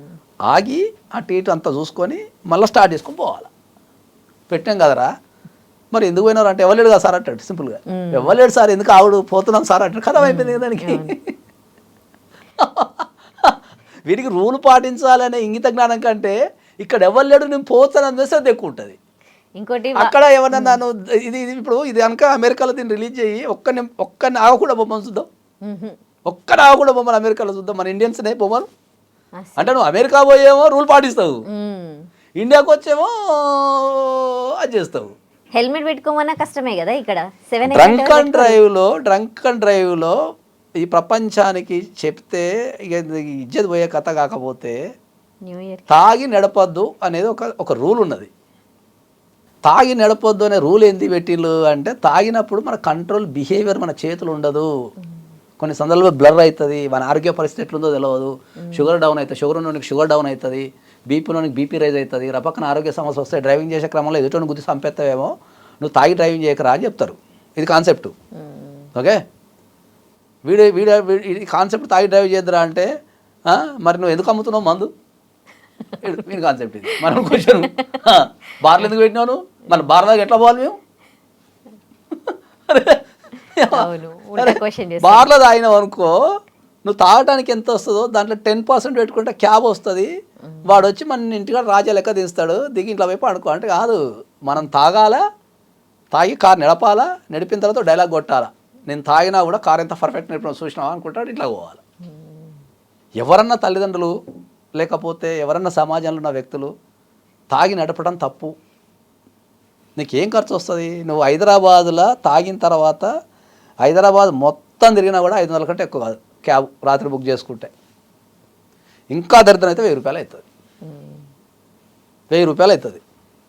తాగి నడిపితే ఏమవుతుందో చెప్తా. తాగి నడిపితే 10,000 అవుతుంది ఫైన్, 2 రోజులు బొక్క. ఆడు కౌన్సిలింగ్ పోవాలి, అటు పోవాలి, ఇటు పోవాలి, మళ్ళీ జడ్జి మొన్న నిలబడి దండం పెట్టాలి. ఈడు 10,000 ఫైన్ కట్టడానికి రెడీగా ఉంటాడు, 2 రోజులు కోర్టు చుట్టూ తిరగడానికి రెడీగా ఉంటాడు. కానీ తాగిన తర్వాత సామాజిక స్పృహతోని క్యాబ్ వేసుకపోతా అని ఒక ఎంప్లాయ్మెంట్ సృష్టిస్తానికి రెడీ ఉంటాడు, ఒక క్యాబ్ని బతికిస్తా అనే ఎంప్లాయ్మెంట్ సృష్టిస్తానికి రెడీ ఉంటాడు. మళ్ళీ వీడు కొట్టేది ఎలాగైంది? గవర్నమెంట్ ఒక సైడ్ నుంచి అమ్ముతుంటుంది, మమ్మల్ని తాగద్దంటది, మళ్ళీ డ్రంక్ డ్రైవ్ పెట్టి టెస్టులు పెట్టి వసూలు చేస్తుంది అంటది. అసలు దీనికి ఏమైనా సంబంధం అవుతుందా? ఏమో రివర్స్ థింకింగ్. కాకపోతే ఎర్నింగ్ కెపాసిటీ లేదు అంటే నువ్వు తాగకు, అక్కడ కాంప్రమైజ్ గారు అదే అంటారు కదా. అరే అంత ఉల్టా సిస్టమ్ నడుస్తుంది వ్యవస్థల. ఒక్కడన్నా సామాజిక బాధ్యత తీసుకొని సోషల్ బిహేవియర్ ఒకటి ఉంటుంది, దానిని గౌరవించాలా అని చెప్తే దేశం 5 సంవత్సరాల నీకు ప్రపంచ దేశాల సరసన నిలబడుతుంది. చాలా వాల్యుబుల్ పాయింట్ ఇది. చవాడు సోషల్ రెస్పాన్సిబిలిటీ అందరికీ ఉండాలి, అందరికీ నేర్పాలి. మనము minimum common sense. Common sense అంటే అదే చెప్తున్నా కదా, మనకి ఎప్పుడైనా కూడా చిన్నప్పటి నుంచి సిస్టమ్ని బ్రేక్ చేయటం ఎట్లా అనేది మనం ఆలోచిస్తాం తప్ప సిస్టమేటిక్గా ఉండడం నేర్చుకో. అదే అంటున్నా, నచ్చదు. నాకు తెలిసిన ఫ్రెండ్స్ ఉన్నారు చాలా మంది, కోట్లు సంపాదిస్తారు, ట్యాక్స్ కట్టారు. నాకు అర్థమయ్యేది కాన్సెప్ట్. వాడి సంపాదన 1 కోటి రూపాయలు ఉంటుంది సంవత్సరానికి, వాడు 5 లక్షల రిటర్న్ చూపిస్తుంటాడు. నువ్వు ట్యాక్స్ కడితేనే దేశం అభివృద్ధి చెందుతుంది, ఎంప్లాయ్మెంట్ వస్తుంది. నువ్వు ట్యాక్స్ కడితేనే రొటేషన్ అవుతుంది మనీ. భారతదేశంలో ఉన్న సంఖ్య ఎంత, కట్టే ట్యాక్స్ ఎంత? ట్యాక్స్ కట్టేటోళ్ళు ఎంతమంది ఉన్నారు? 12 lakhs పైన ఉంటేనే 1 yearకి కట్టాలి. 12 lakhs వరకు ఫ్రీ ట్యాక్స్. 12 lakhs వరకు నువ్వు సంపాదిస్తే కట్టాల్సిన అవసరం లేదు. 12 lakhs పైన సంపాదిస్తే ఓ స్లాబ్ ఉంది, 10% ఒక రేటు, తర్వాత 15%, 20, 30 ఏదో రేటు ఉంది. నేను ఆల్రెడీ 30% రేషియోలోకి వచ్చేసిన. నేను నిజాయితీ ట్యాక్స్ కడుతున్నా. నేను ఇంట్లో తిండి లేకపోయినా సరే ఫస్ట్ ట్యాక్స్ కట్టి వచ్చిన తర్వాత ఇంట్లో తిండి తింటాను. నీ రోడ్లు ఏమో బ్యూటిఫుల్గా ఉండాలి అమెరికా లెక్క, మనం మాత్రం ట్యాక్స్ కట్టద్దు. గవర్నమెంట్ బ్లేమ్ చేస్తాం, బ్లేమ్ చేయాలి. మనం అదేంటి మనం ఎట్లా ఉండాలి అట్లా మాత్రం ఉండవు. గవర్నమెంట్ భయం ఏంది? ఇప్పుడు అదే చెప్తున్నా కదా, గట్టిగా 5,000 ఫైన్ వేస్తారు, రెడ్ సిగ్నల్ దాడితే 5,000 ఫైన్ వేస్తాను గవర్నమెంట్ చెప్పాలని దాన్ని గంట చెప్పలే దించేస్తారు మన వాళ్ళు. వీడు ఏం మాట్లాడతాడు, నా జీతమే 15,000, నువ్వు 5,000 ట్యాక్స్ వేస్తే నేను ఎట్లా కట్టాలి అంటాడు, 5,000 ఫైన్ వేస్తే ఎట్లా కట్టాలి అంటాడు. నిన్ను ఎవడు కట్టము అన్నాడు? చట్టం పాటిస్తే కట్టాల్సిన అవసరం ఏముంది? ఈ లాజిక్ మాట్లాడము మనం. సార్ నేను నెలకి 20,000 సంపాదిస్తాను సార్, నన్ను రెడ్ సిగ్నల్ దాటితే 5,000 కట్టమంటే నేను ఎట్లా బతకాలి సార్ అంటాడు. ఇది వాళ్ళ సామాన్యుడు అడిగే క్వశ్చన్ కదా. నిన్ను ఎవరు దాటమన్నాడు? నువ్వు దాటకపోతే కట్టాల్సిన అవసరమే లేదు కదా. అదే కదా, నీకు ఏమన్నా బలవంతంగా వచ్చి నీ ఇంట్లో గవర్నమెంట్ గుంజుకుంటుందా? చేసేటప్పుడు ఇది 100 రూపాయలు ఫైన్ అంటాడు, వాడు పడతాడు రెడ్ సిగ్నల్ దాడుతూనే ఉంటాడు, తెల్లవారు దాడుతూనే ఉంటాడు. వీనికి 100 కదా అని వీనికి, వచ్చిందే కదా అని గవర్నమెంట్కి. వీళ్ళు దాన్ని కూడా ఆర్గనైజ్ చేయాలి. గవర్నమెంట్ కూడా ఎట్లా తయారైందంటే, ఒక్కటి దాటితే 5,000 వేసే బదులు 500 మంది దాటి 100 తీసుకోవడం బెటర్ కదా. గవర్నమెంట్ అంటే తయారైంది. ఒక్కరిని వేసి దొప్పులు తినడం కంటే 500 మందికి 100 రూపాయలు వేసి 50 తీసుకోపోతుంది కదా గవర్నమెంట్ తయారైపోయింది. కానీ స్ట్రిక్ట్గా ఉంటా, నేను వ్యవస్థ నేర్పిస్తా, అదే మరి ప్రపంచ దేశాల శాసన దేశాన్ని పెట్టుకుంటా అనేది జ్ఞానం ఇవ్వట్లేదు. ఎవరి లూపల్స్ వాళ్ళకు ఉన్నాయి. ఇక చదువుల గురించి చెప్తే, దేశంలో చదువుల గురించి చెప్తే అయితే అసలు ఏడవాల్సి వస్తుంది. ఎల్ఎల్బి చదివే వ్యక్తులలో 90% అసలు ఖాళీకి పోరు. అవును, మీరు ఇంతకుముందు కూడా అన్నారు. తెలంగాణ రాష్ట్రంలో 100 మంది ఎల్ఎల్బి చదువుతున్నారంటే 90% ఖాళీకి పోరు. ఓన్లీ పోయి ఎగ్జామ్స్ రాసి పాస్ అయిపోయి వచ్చి వాడు కోట్ వేసుకొని తిరుగుతాడు. ఇంట్లో చదువుకుంటారా? పుస్తకాలు బట్టి చదువుతారు. చదువులు మన భారతదేశంలో స్కిల్డ్ లేరు. స్కిల్డ్ వేరు, చదవటం వేరు. స్కిల్స్ తగ్గిపోతున్నాయి. స్కిల్స్ లేవు, తగ్గిపోవడం ఎక్కడిది లేవు. ఇప్పుడు నేను ఛాలెంజ్ కాస్తా, నా దగ్గర 1000 జాబులు ఉన్నాయి. నేను ఛాలెంజ్ కాసి నేను నిలబడతా. నా దగ్గర 1000 జాబులు ఇస్తాను, నేను 1000 జాబులు క్రియేట్ చేస్తాను. నేను ఇప్పుడు స్పాట్ ఆన్ ద మూమెంట్ నా ఆఫీస్లో ఇస్తాను 1000 జాబులు. నెలకు ఒక్కరికి మినిమం ₹1,00,000 ఇస్తాను. స్కిల్స్ ఉన్నవారు దొరుకుతాయి. దమ్మంటే రావచ్చు పని చేయమని చెప్పు. బేసిక్స్ కూడా చెప్పాలి స్థాయిలో లేవు జనాలు. బేసిక్స్ నువ్వు ఒక ఎల్ఎల్బి చదివినావు అంటే, కనీసం ఎల్ఎల్బి చదివినావు అంటే ఏబి ఎగ్జామ్ కూడా ఫెయిల్ అవుతారు. మాది ఎల్ఎల్బి చదివిన తర్వాత మాకు ఏబి అని ఒక ఎగ్జామ్ ఉంటుంది, అది కూడా ఫెయిల్ అవుతారు. That's what I'm telling. Skilled లేరు దేశంలో. ఏందో బట్టే చదువులు, బట్టి పట్టాలా, చదవాలా అన్న తప్ప నేను చేసే జాబ్ ఏంది, నేను ఏం అవ్వాలనుకుంటున్నా, నేను ఏమవ్వాలనుకుంటే దాని స్కిల్డ్ ఏముంది అనేది నేర్చుకోవాలి. కరెక్ట్. నేర్చుకుంటే అమెరికాలో ఒక బ్యూటిఫుల్ ఏముంది తెలుసా, they never see your mark sheets, they see your skill. నాకు తెలిసి అమెరికాలో ఉన్న టాప్ మోస్ట్లో ఎవరు పెద్ద చదువుకున్న లేరు. బిల్ గేట్స్ గురించి కొట్టు, చదువుకున్న లేడు, కాలేజ్ డ్రాప్ అవుట్, ప్రపంచాన్ని వెళ్తున్నాడు. Steve jobs, Apple. ఫోకస్ చేయాల్సింది స్కిల్స్ పైన. స్కిల్డ్ ఉంటే నీకు చదువుతో సంబంధమే లేదు. That's what I'm telling to everybody. Improve the skilled మీరు చేసుకుంటే నీకు లేదు. ఇప్పుడు మీరు వాట్ ఈస్ ద స్కిల్డ్ అని అడగచ్చు. 90% of the advocates they cannot communicate with the judge in the bench. Okay, those kind of skills. 90% of the advocates they cannot communicate with the judge. అంటే ఒక జడ్జితోని మాట్లాడే విధానము మాట్లాడకుండా రాదు. ఇది ఈ రాష్ట్రంలో ఉన్న కోర్టుకు పోయిన ప్రతి ఒక్కరిని అడగండి, చెప్పకపోతే నన్ను అడగండి. కనీసం వాళ్ళకి రిప్రజెంటేషన్ రాదు. ఏం మాట్లాడాలా, ఇవాళ ఏం కేసు, ఏం చెప్పాలా, జడ్జికి ఏం చెప్పి కన్విన్స్ చేయాలా, క్లయింట్కి ఏం న్యాయం చేయాలా అనే మినిమం స్పృహ కూడా ఉండదు వాళ్ళకి. ఈవెన్ వాళ్ళ కేసు అయినా కూడా మినిమం స్పృహ కూడా ఉండదు. వాళ్ళు బెంచ్ మీద కమ్యూనికేషన్, అసలు వాళ్ళ కేసు జడ్జి అమ్మ ఇలా ఏముందమ్మా నీ కేసు అంటే కూడా చెప్పలేరు వీళ్ళు. Advocates 90% advocates. I challenge. మరి నువ్వు అడ్వకేట్ అంటే ఏంది? నువ్వు ఒక విషయాన్ని నీ క్లయింట్కున్న కష్టాన్ని జడ్జికి చెప్పడమే కదా. అయ్యా నా క్లయింట్కి అన్యాయం జరిగింది, న్యాయం చేయమని చెప్పడమే కదా. నీకు అదే రాకపోతే ఇంకా నువ్వు ఏం కేసు వాదిస్తావు, ఏం చెప్తావు? నువ్వు ఎప్పుడు నేర్చుకుంటావు? నేర్చుకుంటావు అంటే నేర్చుకోరు. ఎంత ట్రైనింగ్ ఇచ్చినా కూడా నేర్చుకోవాలి. వాళ్ళు వెళ్ళాలి, కోర్టుకి వెళ్ళాలి, క్లాసెస్కి వెళ్ళాలి, కాలేజ్కి వెళ్ళాలి, స్కిల్డ్ డెవలప్ చేసుకోవాలి. That is the problem in India. వీళ్ళకి కాలేజీ దశలో ఏం నేర్పుతారు? కాలేజీకి రాక ఎగ్జామ్ రాసుకో పట్టా ఇస్తామంటారు. వారికి అక్కడనే దొంగతనం నేర్పించేసిండు. కరెక్ట్. ఎప్పుడైతే అక్కడ దొంగతనం నేర్పించేసిండో వానికి జీవితాంతం అంతా దొంగతనాలు చేస్తున్నాడు. చదువుకి LLB చదువుకి చేసే ప్రాక్టీస్కి సంబంధం ఉండదు. చదువుకోవడం LLB కోర్స్ చదవటం అనేది నేల లాంటిది, ప్రాక్టీస్ ఆకాశం లాంటిది. ఈ రెండు ఎప్పటికీ కలవు. అంటే ఈ రెండు వేరు అసలు. కానీ ఊరికి పోయి నిలబడితే ఆకాశం నేల కలిసినట్టు కనిపిస్తాం మనకు. అంటే ఇప్పుడు ఇట్లా మీరు చెప్పినట్టు కాకుండా బీటెక్ చదివిన వాళ్ళు ఎంతమంది బీటెక్ చదివిన వాళ్ళు ఎంతమంది బీపీఓలో పనిచేస్తలేరు, ఎంతమంది సేల్స్ జాబ్ చేస్తున్నారు ఈ దేశంలో, ఎంతమంది అడ్మినిస్ట్రేటివ్ జాబ్ చేస్తలేరు, ఎంతమంది టెలికాలర్స్ జాబ్ చేస్తలేరు? తల్లిదండ్రులు ఎప్పుడన్నా ఆలోచించారా మీ జీవితంలో? మీ జీవితంలో తల్లిదండ్రులు మా అబ్బాయో అమ్మాయో బీటెక్ చదివి ఒక ఒక టెలికాలర్ జాబ్ ఎందుకు చేస్తుంది, ఒక ఆఫీస్లో అడ్మినిస్ట్రేటివ్ ఎందుకు చేస్తుంది, నైట్ బీపీఓలు ఎందుకు పని చేస్తుంది, నేను చదివించిన చదివేంది, వాళ్ళు చేసే పని ఏంది అని ఎప్పుడన్నా ఒక్కసారి తల్లిదండ్రులు ఆలోచిస్తున్నారా? చెప్పండి. నువ్వు ఒక ప్రొఫెషనల్ కోర్స్ చదివి, నువ్వు బీటెక్ చదివి 50% of the BTech students working in non technical. నేను ఛాలెంజ్గా వస్తుంది దీనిపైన. నాన్ టెక్నికల్లో పనిచేస్తున్నారు.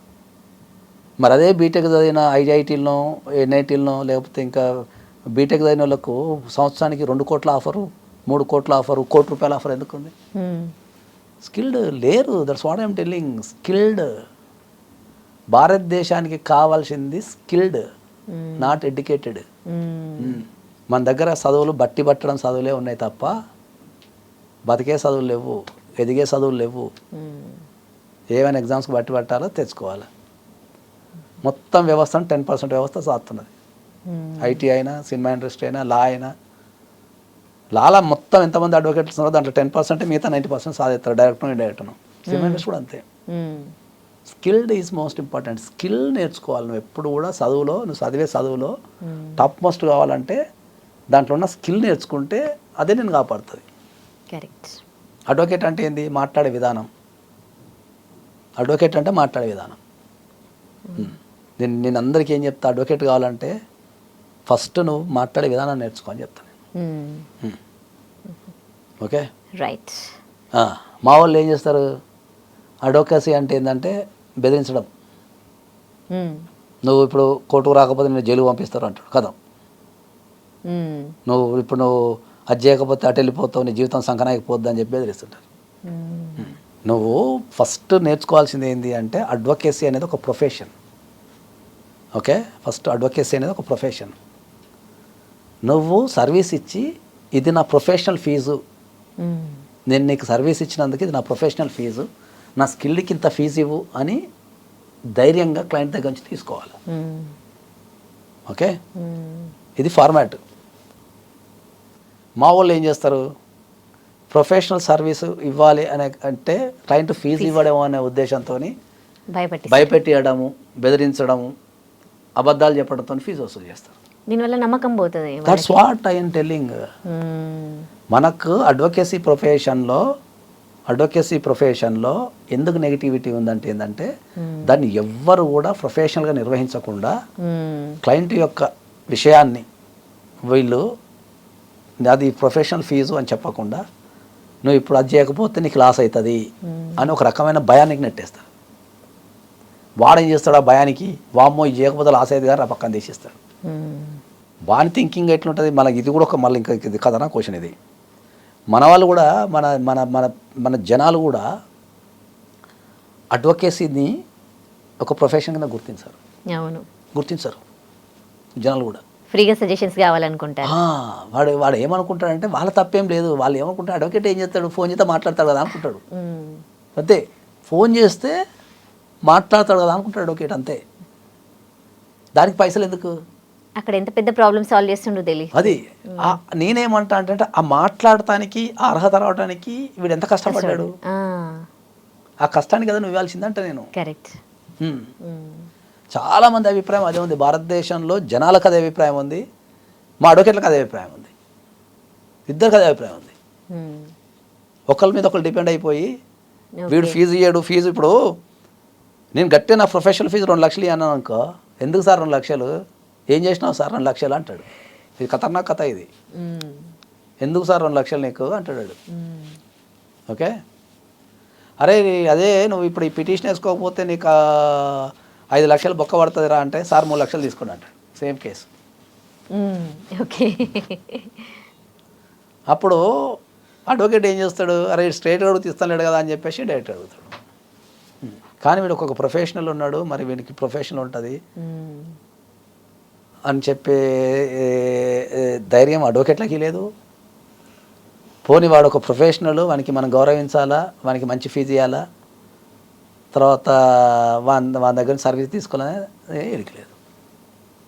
ఎందుకంటే అందరు అర్థం చేసుకోవాల్సింది ఏంటంటే ఒక అడ్వకేట్ ఒక ఖతర్నాక్ సర్వీస్ ఇవ్వాలి నీకు అంటే తెల్లవారులు పనిచేయాలి.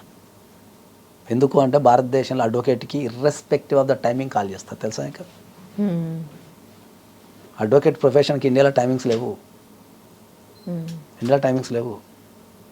వానికి ఎప్పుడు గుర్తొచ్చినప్పుడు కాల్ చేస్తాను, నా కేసు ఏమైనా అంటుంటాడు. ఇక నేను ఫోన్లో మాట్లాడుకుంటూ కూర్చుంటే కోర్టుకి ఎప్పుడు పోవాలా, పని ఎప్పుడు చేయాలా, ఇవన్నీ ఎప్పుడు చేయాలా? ఫోన్లు ఎత్తడానికి ఒకరు ఉంటారు, డ్రాఫ్టింగ్ చేయడానికి ఒకరు ఉంటారు, కోర్టుకు పోతానికి ఒకరు ఉంటారు, ఆఫీస్ చూసుకోవడానికి ఒకరు ఉంటారు, సాఫ్ట్వేర్లో చూసుకోవడానికి ఒకరు ఉంటారు, ఆఫీస్ క్లీనింగ్ ఉంటుంది, రెంట్ ఉంటుంది, బిల్లు ఉంటుంది. ఒక అడ్వకేట్ ఆఫీసు కూడా ఎంత ఇతర ఆఫీసులకు ఎంత ఖర్చు ఉందో అంత ఖర్చు ఉంటుంది. ఇదంతా భరించి వాళ్ళకు ఒక మంచి సర్వీస్ ఇవ్వాలంటే నువ్వు ఫీజులు పే చేయాల్సిందే. ఇక్కడ అందరూ మారాలి, దట్స్ వాట్ ఐమ్ అన్ని విషయాల్లో మీరు అన్నట్టు అందరూ మారాలా. వీళ్ళకు ఒక్కరికొక్కరు గౌరవించుకొని అందరూ మారితేనే సిస్టమేటిక్ గా ఉంటే కంట్రీ డెవలప్ అవుతుంది. మనము అమెరికా లాంటి దేశాలలో, యూకే లాంటి దేశాలలో, యూరోప్లో, ఆస్ట్రేలియాలో, ఈ మొత్తం ప్రపంచంలో వెల్ డెవలప్డ్ కంట్రీలో నువ్వు ఒక అడ్వకేట్ని హైర్ చేసుకోవాలంటే నీ సగం ఆస్తులు అమ్ముకోవాలి. అమెరికాలో ఒక డైవర్స్ కేసు వాదించాలంటే యావరేజ్ ఫీజు 25 లక్షలు. డాలర్. యూకేలో వాదించాలంటే 20 లక్షలు. ఇండియాకు వస్తే 50,000 యావరేజ్ ఫీజు. క్లయింట్కి కూడా అర్థం కాని విషయము, క్లయింట్కి ఒక విషయం అడుగుతాను నేను, ఒక వ్యక్తికి నువ్వు 50,000కు డైవర్స్ ఇచ్చినావు అనుకుందాం, నా దగ్గరకు వచ్చి ఏం చెప్తారు తెలుసా, సార్ పలానా వ్యక్తి 50,000కు డైవర్స్ చేసిండు సార్ అంటాడు. నాకు అర్థం కాని విషయం ఏంటి అంటే ఒక డైవర్స్ కేసు చేయాలి అంటే కోర్టుకి అన్ని రకాలుగా 100 సార్లు పోవాలి. ఒక కేసుకి 100 సార్లు వెళ్ళాలి. ఒక డైవర్స్ కేసు మేము ఫినిష్ చేయాలంటే ఫైలింగ్ కానో, నెంబరింగ్ గానో, నోటీసులు సర్వ్ చేయాలనో, అపిరెన్సెస్ అనో, పిటిషన్స్ వేయాలనో, ఇట్లా రకరకాలుగా ఒక 100 సార్లు కంపల్సరీ అడ్వకేట్ పర్సనల్గా విజిట్ చేయాల్సిన, అంటే అడ్వకేట్ కానీ జూనియర్ కానీ వెళ్ళాల్సి ఉంటుంది. యావరేజ్గా ఒక కోర్టుకి నువ్వు 100 సార్లు వెళ్ళాలి కదా, 100 సార్లు ఇంటూ 500 వేసుకుని ఎంత అవుతుంది ఎక్స్పెన్సెస్? 50,000 అవుతుంది. మరి నువ్వు ఎక్స్పెన్సెస్ తీసుకుంటే మరి నీ పెట్రోలు, నీ జీవితం ఇంటికేం తీసుకెళ్తావు చెప్పు? అందరూ ఆలోచించాలి. That's what I'm telling. ఇండియాలో లాలో క్వాలిటీ పడిపోవడానికి ప్రధానంగా కారణం ఫీజులే. 20,000 కేసు చేయండి సార్, 30,000 కేసు చేయండి సార్, 50,000 కేసు చేయండి సార్ అంటే 50,000 కేసు ఏడ చేస్తాం? 50,000 కేసుకి ట్రావెలింగ్ వెళ్ళిపోతుంది, నీకు ఎక్స్పెన్సెస్ వెళ్ళిపోతాయి, పెట్రోలు, ట్రావెలింగ్, స్టేషనరీ వెళ్ళిపోతుంది. ఒక కేసులో 50,000 రూపాయలు దీనికి వెళ్ళిపోతుంది. పెట్రోల్ పోయేస్తాను, పెట్రోలు, ట్రావెలింగ్, లేకపోతే ఎక్స్పెన్సెస్, ఫైలింగ్ ఎక్స్పెన్సెస్, ఫైల్ మెయింటెనెన్స్కి వెళ్ళిపోతుంది. ఇక వాడేం తినాలా? ఇంకా దీంట్లో మన వాళ్ళు ఇంకా ఖతర్నాక్ లాచి మాట్లాడతారు. అట్లాంటి 10 కేసులు అయితే 5 లక్షలు అవుతుంది కదా సార్ అంటాడు. అట్లాంటి 10 లక్షలు అయితే 5 లక్షలు అవుతాయి కదా సార్ అంటాడు. అన్నింట్లో లాజిక్స్. అట్లా లాజిక్కే. కానీ ఆడ 10 కేసుల మీద చేయలేడు ఆడు. ఇప్పుడు నీకు 5 కేసులు ఉన్నాయి అనుకో, నువ్వు కేసు రోజుకు నువ్వు అర్ధగంట అయినా 2.5 గంటలు 3 గంటలు అనే వీక్తుంది నీకు ఇంకా. రైట్, ఎనీవే మంచి వాల్యుబుల్ సజెషన్స్ ఇచ్చారు. Thank you so much. And for more videos, Please subscribe to iDream. Please subscribe to iDream. Please subscribe iDream. And please subscribe to iDream. For more videos, subscribe to iDream. please like, share and subscribe to the channel. Congratulations, iDream. subscribe to iDream. Subscribe to iDream. So subscribe to iDream Media. iDream ki iDream team andarki huge congratulations. Please subscribe iDream Media. Please subscribe to iDream. Subscribe iDream. Please subscribe to iDream.